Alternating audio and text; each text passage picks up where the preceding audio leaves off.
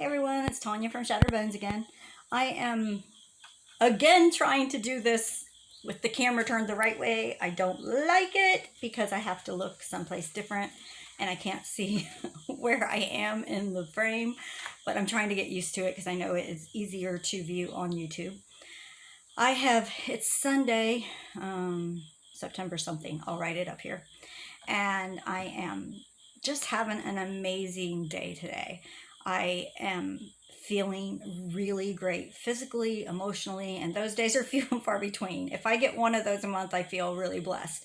So I've been able to get all my dishes done. I'm doing the floors, I'm scrubbing them and mopping and shampooing carpets. And I do this, and then I'll be laid down for 3 days afterwards. But anyone who has any kind of autoimmune disorder, fibromyalgia, chronic fatigue, those kind of things, you understand what I mean. When you have a good day, you just got to go at it because you know that that day may never come for a long, long time again. So today I'm just going at it, trying to get everything done that I can. I've been working outside, weeding things, and I actually learned how to mow with the zero-turn mower, which has been kind of fun. I've been married 35 years and I've only mowed one time in my entire life. I'm a little bit spoiled by him. So yeah, we have so much land now. There's almost 50 acres, and a lot of it is mowable. So we have hours and hours of mowing each week. So I am able to do some of that. We have a couple mowers, so we do it together. And then yeah, I'm just having a really great day. I want to share the good times with the bad times. The previous video where I had caught a switch on tape, I wanted to share that with you guys because I wanted to share with you how my switches work for me. They're very, very subtle. Most people who know me will never notice when I switch out. Like, I usually try to do these videos when I feel very grounded and I'm not going to switch, but I just happened to switch that time. So I thought, well, that was interesting. I am aware of the switches because how can I explain it to you? I feel like when I do that, it's almost like an intense feeling of derealization, which means that I feel like I'm not actually driving the body, but I'm watching somebody else move my body. But I can kind of see it through my eyes, but I really can't control what I'm saying or what I'm doing. It's incredibly uncomfortable and a really strange way to feel. But I felt this way my entire life. So, hang on, Panda, what's up? So I felt this way my entire life. So,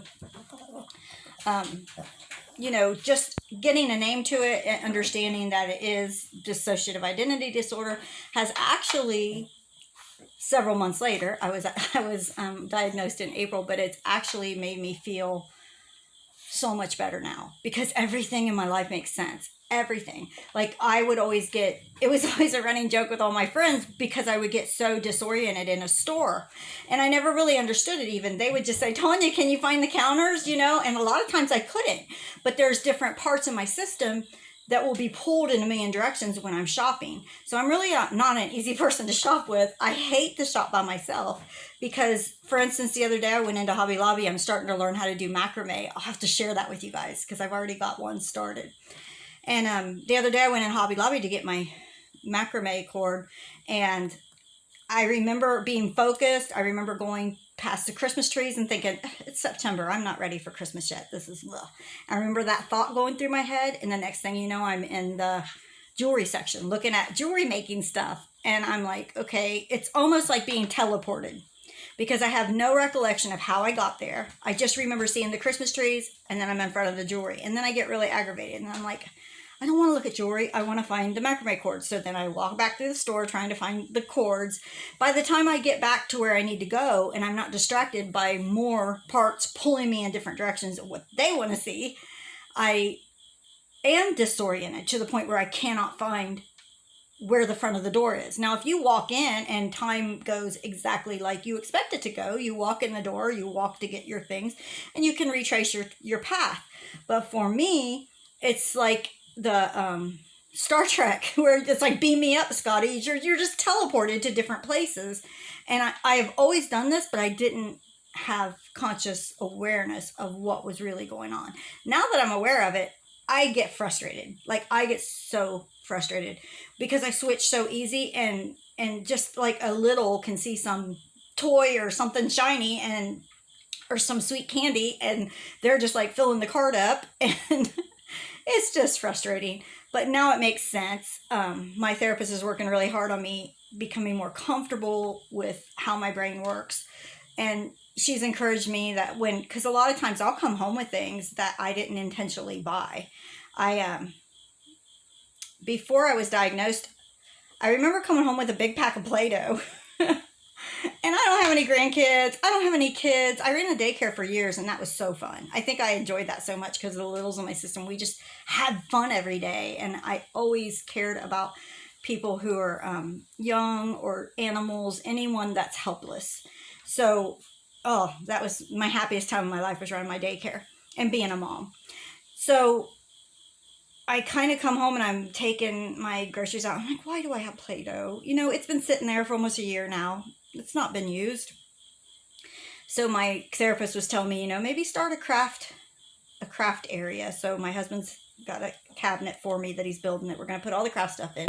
And instead of getting frustrated at myself when I come home with something that maybe I didn't want to buy, I'm to put it in this craft area and then maybe just try to make something with it and do something with it, instead of becoming so frustrated that I am purchasing things that I don't consciously want to purchase.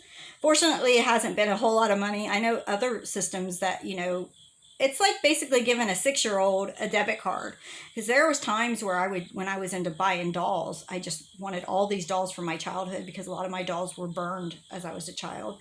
Especially if I got attached to something, my father would just get through my room, and I'd come home from school and all my stuff would be burned. All my toys, everything that I loved, I didn't have a say in it. So yeah, I went through a spell where I was just purchasing all of the toys that I had when I was younger that were taken away from me. And yeah, that wasn't really good for me. I didn't have my disability yet, so I was on really, really limited income. And I remember one time purchasing a doll that was like $75. I purchased another one that was $100 and some dollars.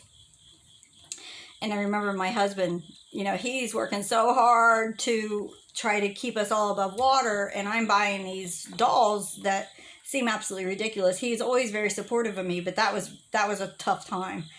So, yeah, there's a lot of things that happen when you have dissociative identity disorder that are not fun. I just want to show what my experience is and let people know that,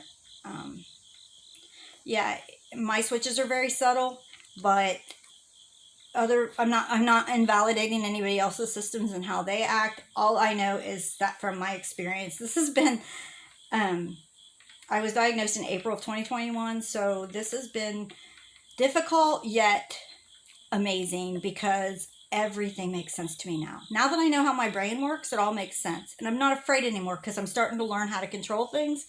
Like when I start to switch, if I can be aware of that, I can usually pull myself back in, or at least be co-conscious to where I don't have as many amnesic blocks, because that's the scariest part. To be driving somewhere fully conscious, fully aware, feeling very grounded, and I'm driving and then I end up in a town I'd never seen before. It's basically, I call it waking up. I just come to and I think I'm going someplace, and then I'm like, where the hell am I? And I'm looking around. I can't describe to you how terrifying that was for me, and that's been going on. And I would just pull over crying and be like, I don't know where I'm at. Now we have the Google Maps so I could find my way.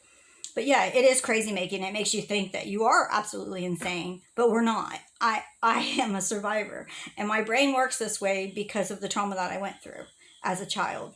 So yeah, I'm pretty proud of myself, and I'm pretty damn proud of my brain, and I am absolutely proud of how I've survived all of this.